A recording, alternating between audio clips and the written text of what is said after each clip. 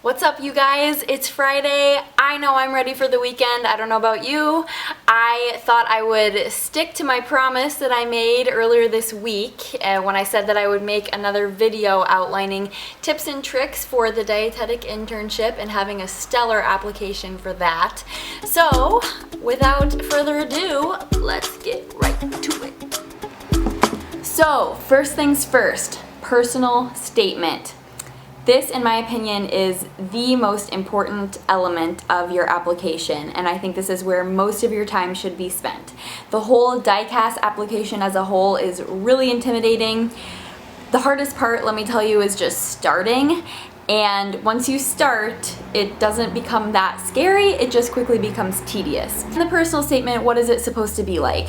In my opinion, I think it should be creative, I think it should be a narrative, I think it should show your voice, I think it should be honest to you and who you are.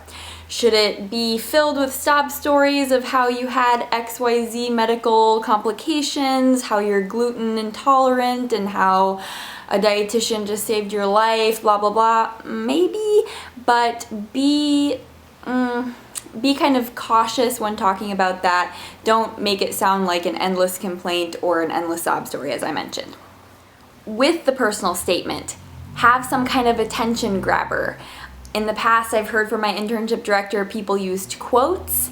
In my opinion, I think that's a little cheesy. I would steer clear from doing that. You don't have to be canned in any way, but just use colorful language that really grasps your listener, or your reader, because think about it, they have hundreds of these to read. The first sentence is gonna make a huge impression and it should hook them right away. Editing your personal statement. I can't emphasize this enough.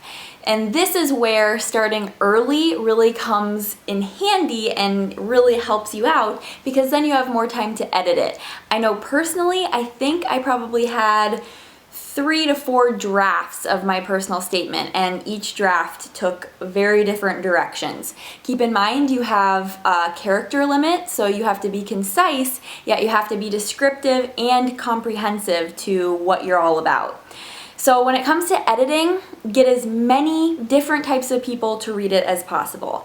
And in my opinion, the more people that you can get to read it that are outside the field of dietetics, the better.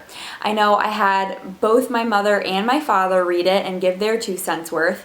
I had my clinical manager at my hospital position that I worked at read it. I also had the career center at my college, a representative from that center read it, and she gave great advice. Go to them if you have something akin to that.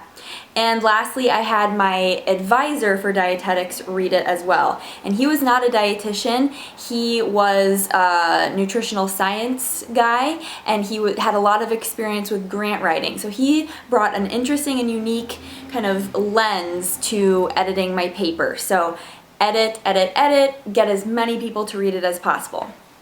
And then at the very end, also keep in mind, this is your personal statement. That's why they call it personal statement. So if for some reason you don't like the advice that someone gives you and that you feel like it changes the direction of the paper or it changes your voice, don't use it. This is ultimately your piece of work. So I polled the other 7 dietetic interns at the VA hospital that I'm at right now and got their advice on tips and tricks that they thought they never heard in school, or things in hindsight that would have really helped them out. And so I think an area of concern is always work. And what some of my fellow interns said is that when it comes to volunteer experiences or work experiences, always keep a written list of everything that you do. Doesn't matter how big or small. And it doesn't necessarily even matter if it's nutrition pertinent. So for example, a gal that I am interning with, she had another degree in something completely unrelated to dietetics. Heck, I have a music degree, and I included elements of that in my personal statement because it showed that I was well-rounded, a sensitive human being that had empathy to certain situations, that was sensitive to certain situations. So I think that really made me stand apart. So don't feel like you have to fit a certain mold with your work experiences. However, that being said, I do recommend to have a really strong application that you have highlight paid work experience in some kind of clinical position. So I really encourage that. If you can at any point, either if there are no jobs available in your area, get shadowing experience or volunteer experience in a clinical setting, because that will really help you. So definitely an issue of concern when applying for the internship is both grades and GPA. Now here's what I'm going to say about this. Grades and GPA, they are what they are. They're very important. You have to work hard. I don't think I could have worked any less hard in hindsight in college to have landed the internship that I did. I'm very proud of the work I put in. That being said, I probably could have stressed a little bit less. But hey, as they say, hindsight is 20/20. So when polling my fellow interns, another one who was a non-traditional student commented about grades, and she said, yes, they're important and that may seem obvious, but on the flip side, one bad grade won't make or break your chances. So don't feel bad if you don't get a stellar grade in a class, but don't freak out if you get one bad grade. Just move on.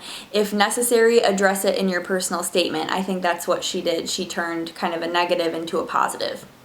When it comes to grade point average, 3.5 is usually what I've seen be the average for the upper level internships, the more competitive ones. I've also seen 3.0. If I recall correctly, I'll be honest and say that when applying, my grade point average was around a 3.75, but I knew people who had grade point averages both lower and higher than that, and they got matched. So grades are important, but they're not everything. So what's a dietitian's life like? What's a day in the life of a clinical dietitian? What they didn't tell me in school is that a lot of a dietitian's work is charting. And charting may sound glamorous, but what does charting really mean? It means sitting in front of a computer screen for hours on end. And you may think that a dietitian has a very active lifestyle. They really don't, to be honest. It's a desk job in many ways if you go the clinical route, so keep that in mind. And a lot of people will love it, a lot of people will be turned off to it. It's just kind of life. If you aren't already used to these, get used to them quick. You're going to be living the hairnet lifestyle. And for you men with facial hair, get ready to wear one over here as well. Clinical dietetics is hard. It involves tracking patients down when they're in PT/OT or seeing having other meetings somewhere on the floor. It involves communicating with nurses, CNAs, techs. You have to constantly try to make every minute of your time worth it, and that's sometimes easier said than done. There are a lot of distractions in your day. Time management becomes so important, so start building those skills now. Also, if you think about the populations you'll be working with and the aging of the baby boomer generation, a lot of your patients are going to have dementia. A lot of your patients, if not all, will have chronic diseases and multiple chronic diseases. The case studies you have in class are so beautiful. They're so cut and dry. Honestly, I hate to say, for lack of a better word, so simple. It's not like that in real life. So get used to thinking critically all the time. So hopefully this video gives you ideas of tips and tricks that will really set you apart in your application, things that I was never told during my undergrad work, and things I would have loved to have known about. So hope this helps, and let me know if you have any questions.